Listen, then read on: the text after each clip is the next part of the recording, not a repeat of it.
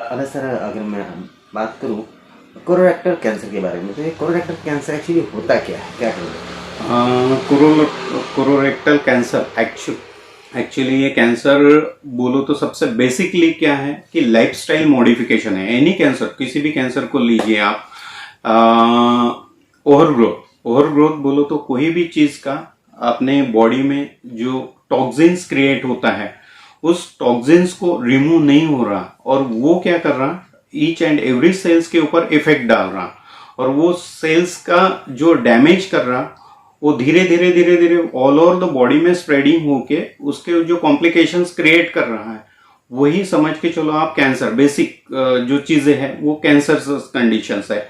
इसमें क्या हो जाता है, जो बेसिकली न्यूक्लियस जो रहता है उसका वियर एंड टीयर और उसका जो कंट्रोल है वो ओवर कंट्रोल हो जाता है, उसका कंट्रोल लॉस हो जाता है, और वही चीज प्रोड्यूस करता है कैंसर, जिसमें काफी सारे अलग अलग सिम्टम्स आते हैं। एक तो सबसे पहले बेसिक जो अपने दिमाग में है कि मास, ठीक, एक्स्ट्रा ग्रोथ है मास फॉर्मेशन, देन लिम्फेडेनोपैथी, और उसके साथ साथ जो बाकी के दूसरे कॉम्प्लिकेशंस आते हैं जिसके साथ जो टेम्परेचर है, पर डिपेंड्स करता है ईच पर्सन, एवरी पर्सन के साथ में अलग अलग प्रकार के लक्षण हो सकते हैं। ऐसा जरूरी नहीं है कि ये जो लक्षण बताए मैंने ईच एंड एवरी पर्सन को ही रहेंगे। कुछ लोगों की इम्यूनिटी ज्यादा अच्छी रहती है तो उनको ये कॉम्प्लिकेशंस इजीली नहीं आते हैं, और जिनकी इम्यूनिटी काफी लॉस रहती है या लो रहती है उनको कॉम्प्लिकेशंस बहुत जल्दी आते हैं। वैसे ही इसका फेट भी वैसे ही रहता है, जिनकी इम्यूनिटी काफी अच्छी है उनके इसमें कॉम्प्लिकेशंस और इनका ड्यूरेशंस, जो लाइफ एक्सपेक्टेंसी, ट्रीटमेंट में उनका रिस्पांस, ये सब चीजें आपको बेटर मिलेंगी। और जिनका इम्यूनिटी ही ड्रॉप डाउन है उनकी इसमें सब चीजों का प्रॉब्लम जाएगा। इसीलिए हमारा जो बेसिक चीज जो ट्रीटमेंट हमारा स्टार्ट होता है उसमें सबसे पहले हम बताएंगे कि आपको डाइट में क्या क्या चीजें प्लान करना है, lifestyle modification, correction all over physical and mental wellbeing, यही चीज आपको कंप्लीट हेल्थ दे सकता है। अगर समझ के चलो आपका कैंसर क्योर्ड भी हो गया या ठीक भी हो गया, पर मेंटली उसको करेक्शंस नहीं किया, सब चीजों में मेंटल करेक्शंस इन द, जैसे एक आध अल्कोहलिक पेशेंट रहता है उसको उसके वर्किंग इसमें लेके जाने का, तो ही उसका कंप्लीट क्योर होगा। वही चीज इसमें भी है। मोस्ट ऑफ द टाइम क्या हो जाता है, जैसे कैंसरस ट्रीटमेंट, कैंसर पेशेंट की ट्रीटमेंट अपन स्टार्ट करते हैं उसका हेयर लॉस होता है, स्किन पिगमेंटेशंस आता है, टैनिंग होती है, विकृति आती है, विद्रूपता आती है, तो लोगों का उसके तरफ देखने का नजरिया टोटली चेंज हो जाता है। तो फिर ये पर्सन को उसको उसके वर्किंग कंडीशंस में लाना काफी प्रॉब्लमेटिक रहता है, तो उसको मेंटली भी काउंसलिंग करना पड़ेगा, उसको उस लेवल पे लेके जाना पड़ेगा। उस लेवल पे जाके अगर उसने वर्क किया तो उसका फिजिकल मेंटल दोनों तरफ की वेलबींग में उसका आपको रिजल्ट और आउटकम्स ज्यादा आएंगे, रिलैप्स के चांसेस भी कम रहेंगे और कॉम्प्लिकेशंस भी कम रहेंगे। अगर डायग्नोस करने की बात करें तो किस तरह से कोलोरेक्टल कैंसर को डायग्नोस किया जा सकता है? डायग्नोसिस के बहुत सारे तरीके हैं उसके। बेसिकली तो सबसे पहले अपने पास में जो आ रहा है पेशेंट, वो सिर्फ सिंपल मास लेके मास और लिम्फेडेनोपैथी ये चीजें लेके आता है, तो आपको कोलोनोस्कोपी कर सकते हैं उसका, या तो फिर बेसिकली आपके ओपीडी में ये सब चीजें नहीं है तो सिर्फ उसके सिम्टम्स क्लिनिकली हिस्ट्री लेके जो बेसिक कुछ एक इन्वेस्टिगेशन है, कुछ ब्लड इन्वेस्टिगेशन, सीबीसी और ये सब चीजें करके भी आप अपने कंक्लूजन पे जा सकते हैं कि समथिंग अननेचुरल थिंग है और समथिंग कॉम्प्लिकेशंस है। फिर उसका स्क्रीनिंग आप जिस हिसाब से करते जाएंगे आपको फाइंड आउट होगा कि वो कौन से स्टेज में पहुंचा है, प्राइमरी स्टेज में है, सेकेंडरी में है, थर्ड है, टर्शरी स्टेज है, ये सब चीजें अपन उस हिसाब से डिसाइड करते हैं। ट्रीटमेंट की अगर बात करें, उपचार की अगर बात करें, तो मेडिकेशन के अलावा सर्जरीज वगैरह जो है ये किस हद तक के कारीगर है? सर्जरी का ऐसा है जहाँ पे बहुत ज्यादा कॉम्प्लिकेशंस है, समझ लीजिए कि वो मास ही इतना बड़ा है कि जिसके वजह से उसके जो नेचुरल प्रोसेस है वही हैम्पर्ड होगी, तो उस केस में आपको आप सर्जरी करके उसको रिमूव करा सकते हैं तो वेल एंड गुड।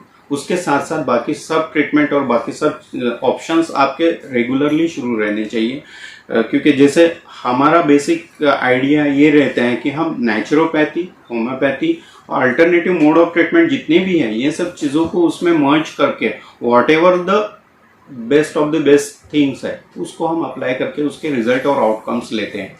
जी, अगर बात की जाए कोलोरेक्टल कैंसर के बारे में, कैंसर ये एक जीवदायी बीमारी है, ऐसा सभी लोगों में है। क्या कोलोरेक्टल कैंसर पूरी तरह ठीक हो सकता है? डेफिनेटली हो सकता है। कोई भी कैंसर इवन बाकी के अदर भी कैंसर्स जो भी हैं उसको मॉरली एनहांस कीजिए, बाकी उसकी इम्यूनिटी और जो चीज़ें आप उसके बेस एटियोलॉजी फैक्टर में जाएंगे, जर्नी ऑफ द डिसीज में जाएंगे तो मोस्ट ऑफ दी आपको प्रॉब्लम्स उसके समझ में आएंगे। आप प्रॉपर हिस्ट्री टेकिंग में ही आपको बहुत सारी चीज़ें समझ में आ सकती है कि वो ठीक हो सकता है कि नहीं ठीक हो सकता है। मोस्ट ऑफ द डिसीजेस ऐसे हैं जैसे जो लोग नाइट जॉब करते हैं या इन लोगों को स्ट्रेच रहता है, ये रहता है, तो उन लोगों को पॉजिटिव जो फैक्टर है वो मेंटेन रहा, उसको आप रूल आउट नहीं किए तो वो उसकी complete treatment too much difficult रहेगी। और ये जो चीज़ें अगर होंगी तो फिर वो आगे कॉम्प्लिकेशंस नहीं रहेंगी। लोगों में एक निगलिजेंस का वातावरण है, कुछ भी अगर होता है तो प्राइमरी स्टेज पे डॉक्टर के पास नहीं आते, निगलिजेंस करते हैं, बाद में देखेंगे चल जाएगा, हो जाएगा। ये किस हद तक क्या हानिकारक हो सकता है? डेफिनेटली हानिकारक हो सकता है, पर इसमें अगर आप थोड़ा सा ओल्ड एज में जाएंगे तो जो फैमिली फिजिशियन का जो क्राइटेरिया था बेसिकली क्या होता है, और जो बेसिक हमारे लेवल के जो हम प्राइमरी स्टेज के पेशेंट को देखने वाले जो डॉक्टर हैं, इन लोगों का अगर अवेयरनेस बढ़ जाए और इन लोगों ने अभी कैसा हो जाता है कि उसको सिर्फ कोई भी छोटी मोटी प्रॉब्लम्स रही, एनोरेक्टल रीजन में कोई भी प्रॉब्लम रहे, मोस्ट ऑफ द पेशेंट का क्या कहना रहता है, मेरे को पाइल्स हुआ या बाकी छोटी मोटी जो चीज़ें उसको जो जिस हिसाब से समझ में आती है वही वो लेबलाइज करता है। तो उसको प्रॉपर डायग्नोसिस जो बेसिक उसका वाला जो फैमिली फिजिशियन है वो उसका रोल इसमें सबसे ज़्यादा इम्पोर्टेंट है।